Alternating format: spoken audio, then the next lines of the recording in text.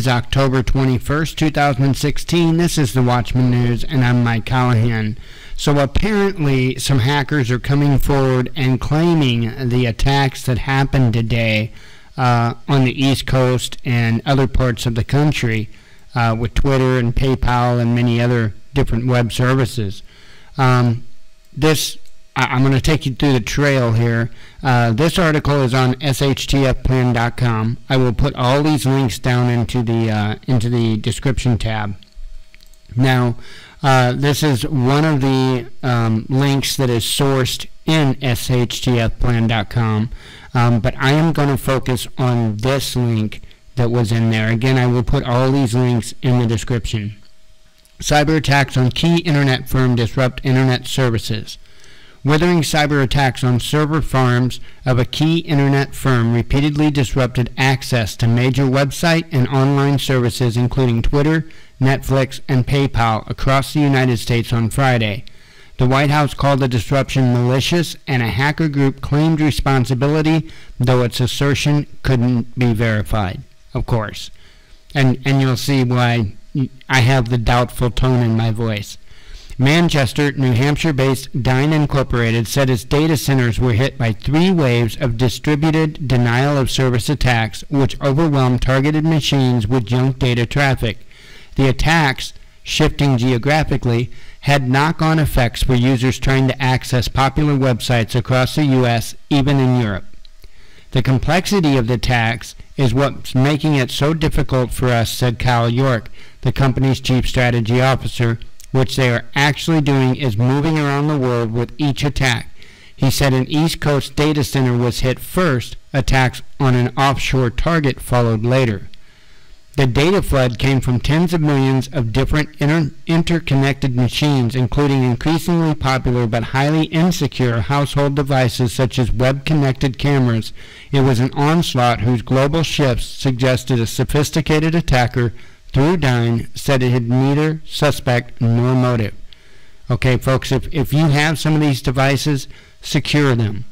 Same as your Wi-Fi router, secure it. If you don't know how, find somebody that knows how. Secure it. Okay, broad effects.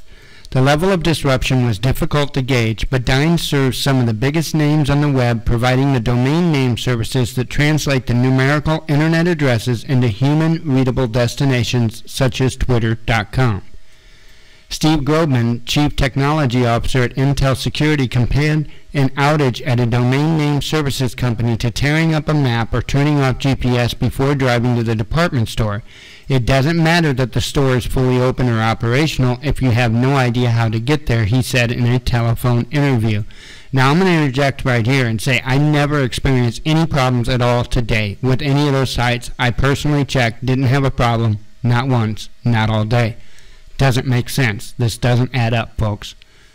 Jason Reed, founder of the internet performance monitoring firm Cloud Harmony, owned by Gartner Incorporated, said his company tracked a half-hour-long disruption early Friday in which roughly 1 in 2 end users would have found it impossible to access various websites from the East Coast.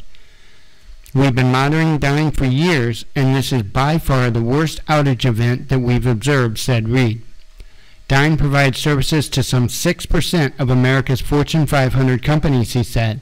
A full list of affected companies wasn't immediately available, but Twitter, Netflix, PayPal, and the Coder Hangout GitHub said they experienced problems. Hackers claim responsibility. Now this is where it gets, okay, yeah, right. Members of a shadowy collective that calls itself New World Hackers claimed responsibility for the hack via Twitter. They said they organized networks of connected zombie computers called botnets that threw a staggering 1.2 terabytes per second of data at the Dyn-managed servers.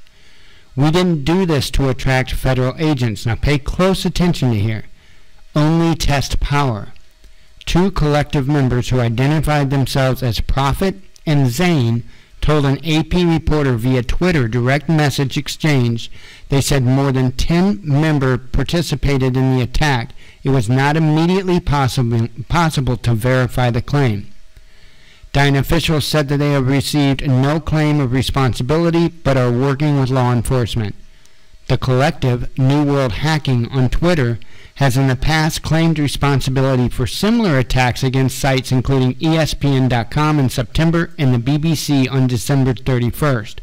The attack on the BBC marshaled half of the computing power of Friday's onslaught.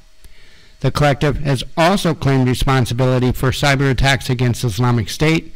The two said about 30 people have access to the New World Hacking Twitter account. They claim 20 are in Russia and 10 in China. Prophet said he is in India. Zane said he is in China. The two claimed to be their actions were good, presumably, because they highlighted internet security problems. Okay, see how this is automatically going to Russia and China? Now you know why I'm leery. Another collective member in the AP previously communicated with via direct message called himself Owns and identified himself as a 19-year-old in London. He told the AP that the group, or at least he, sought only to expose security vulnerabilities. During the attack on the ESPN site, Owns was asked if the collective made any demands on its sites it attacked, such as demanding blackmail money. We will make one demand, actually: secure your website and get better servers, otherwise be attacked again, he said. Okay, folks, that's insane, right? When you get nailed with a DDoS attack of that scale, okay, there's not a whole lot you're going to do, all right? So I'm calling them out on that supposed claim as to why they're doing this. For James Norton, the former Deputy Secretary at the Department of Homeland Security, who now teaches on cybersecurity policy at Johns Hopkins University, the incident was an example of how attacks on key junctures in the network can yield massive disruption. I think you can see how fragile the internet network actually is, he said. Dine officials said attacks stemmed from tens of millions of devices connected to the internet, closed-circuit video cameras, digital video recorders, and even thermostats that were infected with malware. The Internet of Things sort of ran way ahead of how the internet was architected, Dines York said on a call with reporters. He said there are between 10 and 15 billion such devices online. Dine first became aware of the attack around 7 a.m. local time, focused on data centers on the east coast of the U.S. Services were restored about 2 hours later, but then attackers shifted to offshore data centers and problems continue. It is a very smart attack. As we start to mitigate, they react and start to throw something that's over the top, York said on a call with reporters. The second attack broadened its net, affecting the U.S. West Coast. Prophet of New World Hackers said hacktivists of the broad, more amorphous anonymous collective piled on in the third wave on Friday afternoon. Now they're throwing anonymous in there, right? We've stopped all our attacks, he said at mid-afternoon. The U.S. Department of Homeland Security was monitoring the situation. White House spokesman Josh Ernst told reporters Friday he said he had no information about who may be behind the disruption. Security experts have recently expressed concern over the increasing power of denial-of-service attacks following high-profile electronic assaults against investigative journalist Brian Krebs and French internet service provider OVH, and that's who we had our website with previously, was through OVH. In a widely shared essay titled "Someone is Learning How to Take Down the Internet," respected security expert Bruce Schneier, said last month the major internet infrastructure companies were seeing a series of worrying denial-of-service attacks. Someone is extensively testing the core defensive capabilities of the companies that provide critical internet services, he said. Satter reported from London, Bajak from Houston, Bree Fowler in Baltimore, Maryland, contributed to this report. Again, I will leave this link for shtfplan.com, this link for wandtv.com, and as well as this link from usatoday.com. So they'll all be in the description tab. Don't buy that it was from China and from Russia.